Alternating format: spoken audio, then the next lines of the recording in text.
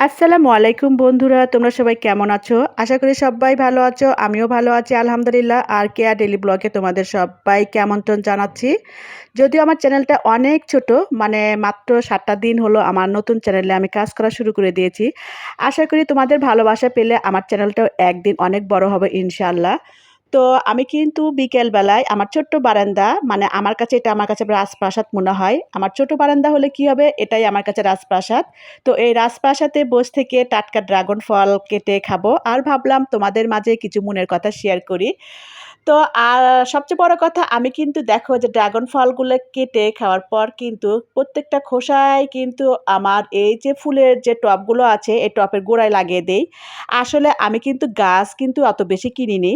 কারণ ২-১ টা গাছ কিনেছিলাম।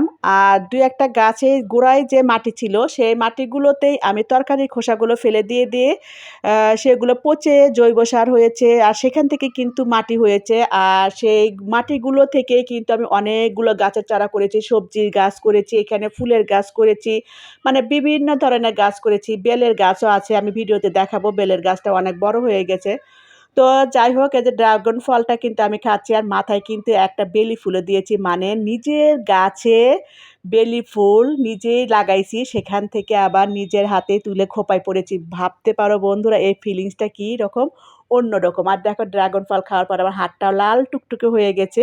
তো যে কথা বলতেছিলাম, আমি কিন্তু তরকারির খোসাগুলো আমি কিন্তু ফালাই দেই না। এগুলো প্রত্যেকটা তরকারির খোসায় কিন্তু আমি গাছের গোড়ায় দিয়ে দিই। এই যে গতকাল যেমন মিষ্টি লাউ দিয়ে চিংড়ি মাছ রান্না করেছিলাম। আর মিষ্টি লাউয়ের খোসা আছে এখানে আর বিচিও আছে। সেগুলো কিন্তু আমি এই পটটার ভিতরে দিচ্ছি। কারণ এই যে পটের ভিতরে শুধু একটা গাছই আছে, মিষ্টি লাউয়ের একটা গাছ। এখানে করলার গাছ ছিল অনেক বড়।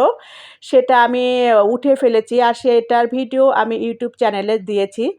আর যেহেতু এখানে আমার একটাই মিষ্টি লাউয়ের চারা আছে আর বালতিটা যেহেতু বেশ বড়, তো ভাবলাম আর ২-১ টা গাছ লাগালে কোনো সমস্যা হবে না। তাই আমি এই যে খোসাগুলোর সাথে যে বিচিগুলো আছে সেগুলো ছড়াইয়ে দিচ্ছি। আর এখানে একটু পানি দিলেই দেখা যাবে ৪-৫ দিনের মধ্যে অনেক সুন্দর, সুন্দর মিষ্টি লাউয়ের চারাও গজাবে। সেখান থেকে যেটা সবচেয়ে ভালো থাকবে সেই ২ টো গাছই রেখে দিব। আর সেই ভিডিওটাও আমি অবশ্যই আপনাদের মাঝে শেয়ার করব। তো যে কথা বলতেছিলাম, এই যে দেখেন প্রত্যেকটা গাছের গোড়ায় কিন্তু আমি তরকারি খোসা, ফলমূলের খোসা দিয়েছিলাম। আর এই যে ভিডিও শুরুতে যে বলেছিলাম যে বেলের গাছও লাগাইছি, এই যে সেই বেলের গাছ। আর এখানে বেলের গাছ কিন্তু আরেকটা ছিল, সেটা দেশের বাড়িতে আমি দিয়েছি। আর দেশের বাড়িতে সেই বেলের গাছটা কিন্তু বিশাল বড়, মানে অনেক বড় হয়ে গেছে। সেটা তো আসলে মাটিতে লাগানো হয়েছে, যার কারণে অনেক বড় হয়ে গেছে। আর এটা যেহেতু ছোট পটে তো বেশি মানে বেড়ে ওঠার সুযোগ পাচ্ছে না। এটা আমি দেশের বাড়িতে নিয়ে লাগাবো। কারণ আমার গাছ লাগাতে বিশ্বাস করেন এত ভালো লাগে, এত ভালো লাগে যা ভাষায় প্রকাশ করতে পারব না। মানে নিজের ব্যস্ততা সারাদিন কাজকর্ম করার পরও এতটুকু যদি সময় পাই আমি কিন্তু এই গাছের যত্ন নেই। আর এই ব্যস্ততার মাঝেও এদের পিছে একটু সময় দিতে গেলে আমার অনেক ভালো লাগে। আর আ যখন এই যে গাছগুলোতে নতুন পাতা গজায়, ফুল ফোটে, এগুলো দেখতে যে কি যে ভালো লাগে, আমার বুকের ভিতরে তখন একটা অন্যরকম খুশির জোয়ার আসে। আর যে দেখেন এই যে বিলাস, এই বাগান বিলাসেও দেখেন সাদা ফুল ফুটেছে। আর এই গাছে আরেকটা বিশেষত্ব আছে, এখানে এক গাছে ২ রকমের ফুল ফোটে, একটা ম্যাজেন্টা আর একটা সাদা। তো এই ডালে সাদা ফুল ফুটেছে আর অন্য ডালে ম্যাজেন্টা ফুল ফুটবে। এখনো ফুটে নাই, কারণ কিছুদিন আগে আমি ডালগুলো সব ছিঁটে দিয়েছিলাম। একদম জঙ্গলের মতন হয়ে গেছিল, তাই ছিঁটে দিয়েছি। আর এই যে দেখেন বেলি ফুল ফুটেছে মাশাআল্লাহ! এটা কিন্তু আমার বারান্দার বাগানের একটা রানী।